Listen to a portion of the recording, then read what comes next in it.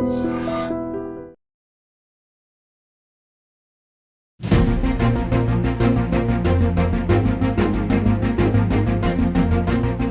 Boss Telugu season 8 ప్రతి episode ఎంతో ఆసక్తిగా సాగుతుంది. ఎందుకంటే ఈసారి హౌస్లోకి తీసుకొచ్చిన కొత్త రూల్స్ వల్ల ప్రేక్షకుల్లో ఆసక్తి అయితే రెట్టిపోయింది. అలాగే కంటెస్టెంట్స్ కూడా అలాగే ఉన్నారు. ఎవరికి వాళ్ళు గేమ్ గెలవాలి అనే ధోరణితోనే తీసుకుపోతున్నారు. అయితే ఈసారి ఉన్న కంటెస్టెంట్స్ కొందరికి మాత్రం ఓవర్ నైట్ రీచ్ అయితే వచ్చింది. ముఖ్యంగా నాగమణికంఠ పేరు బాగా వైరల్ అవుతుంది. మూడో రోజు జరిగిన ఆట మొత్తంలో మణికంఠ పేరే ఎక్కువ హైలైట్ అయింది. నామినేషన్స్లో జరిగిన డ్రామా కావచ్చు, తర్వాత అతను బాధపడటం అంతా కూడా కంటెంట్ అంతా అతని చుట్టూనే తిరుగుతూ వచ్చింది. ఈ నేపథ్యంలోనే నాగమణికంఠ భార్య బిగ్ బాస్ హౌస్లోకి వస్తుంది అంటూ వార్తలు వినిపిస్తున్నాయి.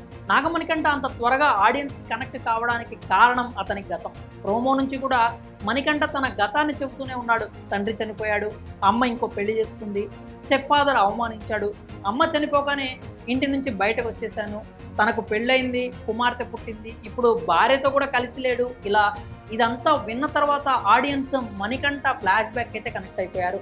నామినేషన్స్లో మాకు కనెక్ట్ కావడం లేదు అని అంతా ఓట్లు వేస్తుంటే ఆఖరికి మణికంఠ తన ఫ్లాష్ బ్యాక్ మరోసారి చెప్పుకొచ్చాడు. నిజానికి బిగ్ బాస్ హౌస్కి, అక్కడ ఆటకి అతని గతంతో పని లేదు.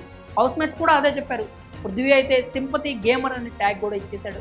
అక్కడితో మణికంఠ బరస్ట్ అయిపోయాడు. నామినేషన్స్ తర్వాత ఏడుస్తూనే ఉన్నాడు.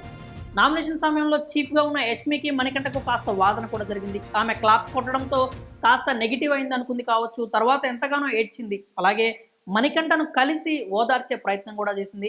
ఇవన్నీ పక్కన పెడితే నాగమణికంఠ మాత్రం అతని ఆటను మెరుగుపరుచుకోలేకపోతున్నాను, మైండ్తో గేమ్ ఆడలేకపోతున్నాను అంటూ బాధపడిపోయాడు.